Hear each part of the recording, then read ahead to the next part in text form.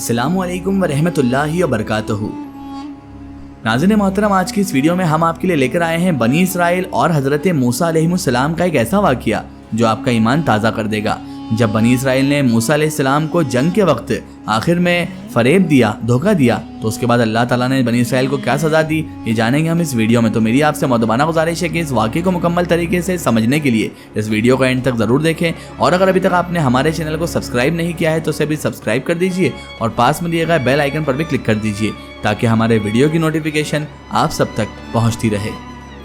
नाज़रीन मोहतरम, फ़िरौन मलून के दरियाए नील में गर्क होने के बाद तमाम तर बनी इसराइल मुसलमान हो गए, और जब अल्लाह के नबी, अल्लाह के जलीलुल क़द्र पैगंबर हज़रत मूसा कलीमुल्लाह अलैहिस्सलाम को इत्मीनान नसीब हो गया, तो अल्लाह तबारक व तआला का हुक्म हुआ कि आप अपनी कौम बनी इसराइल का लश्कर लेकर अर्ज़ मुक़द्दस यानी बैतुल मुक़द्दस में दाखिल हो जाएं। नाज़रीन मोहतरम, उस वक्त बैतुल मुक़द्दस पर अमालका की कौम का कब्ज़ा था, जो बदतरीन कुफ़ार थे और बहुत ताकतवर और बहुत बड़े जंगजू और निहायती जालिम लोग थे। चुनांचे अल्लाह के नबी हज़रत मूसा कलीमुल्लाह अलैहिस्सलाम 6 लाख बनी इसराइल को हमरा लेकर कौम अमालका से जिहाद के लिए रवाना हो गए। लेकिन नाज़रीन मोहतरम, बनी इसराइल कौम, जैसा कि हमने आपको पहले कई वीडियो में बताया है कि इन्होंने नबियों की नाफरमानी इस कदर की है कि शायद ही कोई कौम इनके जैसी होगी, और आज भी ये नाफरमान कौम बनकर दुनिया को तकलीफ पहुंचा रहे हैं, जिन्हें हम यहूदियों के नाम से जानते हैं।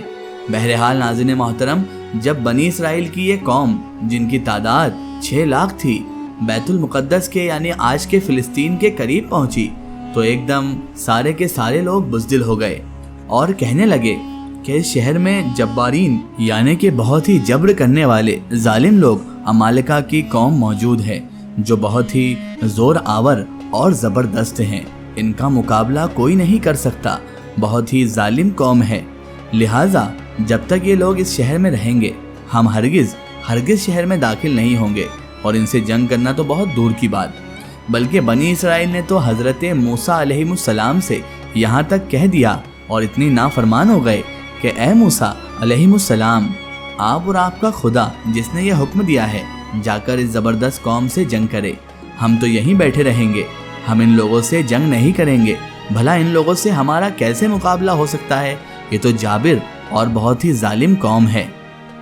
बनी इसराइल की नाफरमानी और उनकी ज़ुबान से ये सुनकर अल्लाह के नबी कलीमुल्लाह हज़रत मूसा अलैहिस्सलाम को बड़ा रंजो गम व सदमा पहुँचा, और आप हज़रत मूसा अलैहिस्सलाम ने बारी ताला के दरबार में ये अर्ज़ किया, जिसका तर्जुमा था। मूसा ने कहा, ऐ मेरे रब, मेरे इख्तियार में तो सिवाय मेरी जान और मेरे भाई के और कोई नहीं, सो हमारे दरमियान और इस नाफरमान कौम के दरमियान जुदाई डाल दे।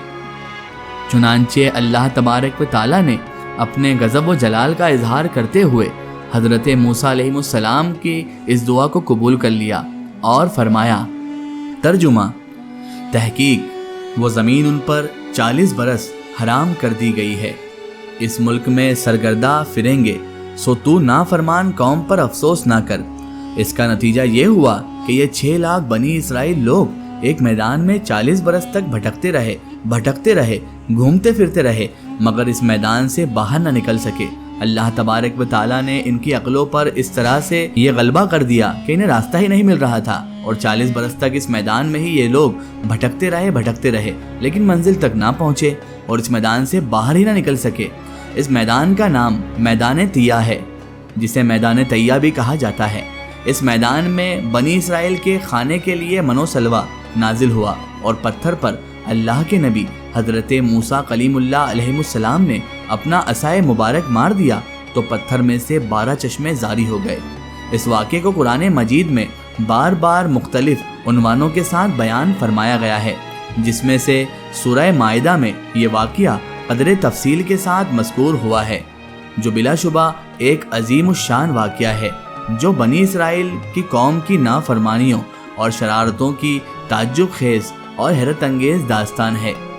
नाज़रीन मोहतरम, इसके बावजूद हज़रत मूसा कलीमुल्लाह अलैहिस्सलाम की मोहब्बत व शफ़क़त बनी इसराइल पर हमेशा रही कि जब ये लोग मैदान तैया में भूखे प्यासे हुए تو اللہ کے نبی اور بنی اسرائیل کے رہبر اللہ کے نبی حضرت موسیٰ علیہ السلام کلیم اللہ نے دعا مانگ کر ان لوگوں کے کھانے کے لیے من و سلوہ نازل کروایا، کیونکہ آپ اللہ تبارک و تعالیٰ کے نبی ہیں اور نبیوں میں بھی آپ وہ انبیاء کرام علیہ السلام ہیں جنہوں نے اللہ تبارک و تعالیٰ سے کلام کیا۔ تو اللہ تبارک و تعالیٰ نے موسیٰ علیہ السلام کی دعا کی وجہ سے ان لوگوں کے کھانے کے لیے من و سلوہ آسمان سے نازل کیا، جسے آسمانی کھانا بھی کہا جاتا ہے، اور پتھر پر عصا مار کر حضرت موسیٰ علیہ السلام سے 12 چشمے جاری کرا دیے۔ علامہ قرطبی رحمۃ اللہ علیہ لکھتے ہیں، بنی اسرائیل کو یہ حکم دیا گیا تھا کہ وہ جبارین کے شہر میں داخل ہو جائیں، یعنی عمالقہ کے شہر میں داخل ہو جائیں اور ان کے خلاف جہاد کریں۔ انہوں نے حضرت موسیٰ علیہ السلام سے کہا، آپ اور آپ کا رب ان سے جنگ کریں، ہم یہی بیٹھے رہیں گے، ہم ان سے جنگ ہرگز نہیں کریں گے۔ ان کو اس گستاخی کی سزا کے طور پر میدان طیہ میں 40 سال تک سرگرداں رکھا گیا۔ میدان طیہ مصر اور شام کے درمیان 5 سے 6 فرسخ ایک علاقہ ہے۔ ناظرین محترم، ایک فرسخ 3 شرعی میل کا ہوتا ہے۔ یہ ایک وسیع و عریض میدان ہے۔ اس کی تفصیل اور پس منظر اس طرح ہے کہ بنی اسرائیل کا اصل وطن ملک شام تھا۔ حضرت یوسف علیہ السلام کے دور میں یہ لوگ مصر آ کر مقیم ہو گئے۔ فرعون ملعون کی غلامی کا دور بھی ان لوگوں نے مصر میں گزارا۔ بالآخر اللہ تبارک و تعالیٰ نے حضرت موسیٰ علیہ السلام کے ذریعے انہیں نجات عطا فرمائی۔ فرعون سمندر میں غرق ہوا اور بنی اسرائیل نے اطمینان کی سانس لی اور فرعون کے ظلم سے، اس کے تشدد سے آزاد ہو گئے۔ اس دوران ملک شام پر قوم عمالقہ کا قابض ہو چکی تھی۔ فرعون کی غلامی سے نجات حاصل کرنے کے بعد بنی اسرائیل کو حکم ہوا کہ عمالقہ سے جہاد کر کے ان سے اپنا وطن آزاد کرائیں۔ بنی اسرائیل جہاد کے لیے ملک شام کی طرف روانہ ہوئے۔ جب یہ عمالقہ کی حدود کے قریب پہنچ گئے تو ان کی قوت اور طاقت کا حال سن کر تمام تر بنی اسرائیل ہمت ہار بیٹھے اور جہاد سے منہ موڑ کر واپس لوٹ گئے۔ اللہ تبارک و تعالیٰ نے ان کے اس جرم کی سزا یوں دی کہ وہ اپنے گھروں تک جانے کی فکر میں دن بھر سفر کرتے، رات بسر کرنے کے بعد صبح کو اپنے آپ کو وہیں پاتے جہاں سے گزشتہ صبح انہوں نے سفر کیا تھا، سفر کا آغاز کیا ہوتا، یعنی کل جہاں سے چلے تھے آج صبح پھر سے وہیں پر آ جاتے تھے۔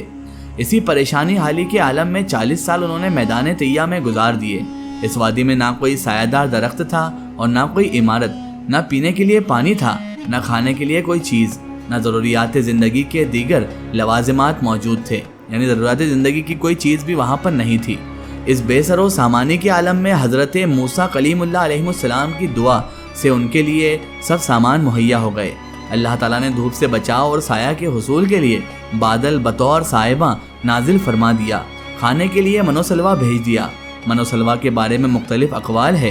صحیح قول یہی ہے کہ من سے مراد ترن زبین ہے، جو ایک نفیس سیری ذائقے دار مادہ تھا جو شبنم کی طرح صبح کے وقت آسمان سے اترتا اور کثیر مقدار میں چھوٹے چھوٹے درختوں پر مزمد ہو جاتا۔ امام ابن زریر نے ابن عباس سے روایت کیا کہ ان کے کپڑے میدان طیہ میں نہ پرانے ہوتے تھے اور نہ پھٹتے تھے۔ ابن منظر نے طاؤس سے روایت کیا کہ بنو اسرائیل جب طیہ کے میدان میں تھے تو ان کے کپڑے اس طرح بڑھتے تھے جس طرح وہ جوان ہوتے تھے۔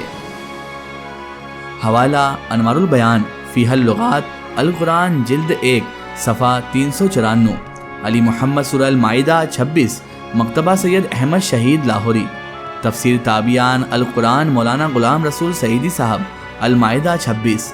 تفسیر تابعین القرآن مولانا غلام رسول سعیدی صاحب، البقرہ 55۔ ناظرین محترم، یہ واقعہ تھا حضرت موسیٰ علیہ السلام اور قوم بنی اسرائیل کی اس وادی طیہ کے میدان کا کہ جس میں انہوں نے موسیٰ علیہ السلام کو دھوکہ دے دیا تھا اینڈ موقع پر، لیکن پھر بھی حضرت موسیٰ علیہ السلام نے ان لوگوں کا ساتھ دیا۔ واللہ عالم بالصواب۔ آخر میں اللہ تعالیٰ سے دعا ہے کہ اللہ تعالیٰ ہمیں بھی نیک راستے پر چلنے کی توفیق اور عطا فرمائے اور ہمیں انبیاء کرام علیہ السلام کے بتائے ہوئے راستے پر چلنے کی توفیق عطا فرمائے، آمین ثم آمین۔ ناظرین، آپ کو یہ ویڈیو کیسی لگی کمنٹ سیکشن میں ضرور بتائیں اور ہمارے چینل کو سبسکرائب کرنا نہ بھولیں۔ اس ویڈیو کو زیادہ سے زیادہ شیئر کریں اور اسے تمام تر اولیاء کرام، تمام بزرگان دین کے چاہنے والوں تک ضرور پہنچائیں۔ پھر حاضر ہوتے ہیں آپ کے لیے نئی اور بہترین ویڈیو کے ساتھ، تب تک کے لیے خدا حافظ، السلام علیکم۔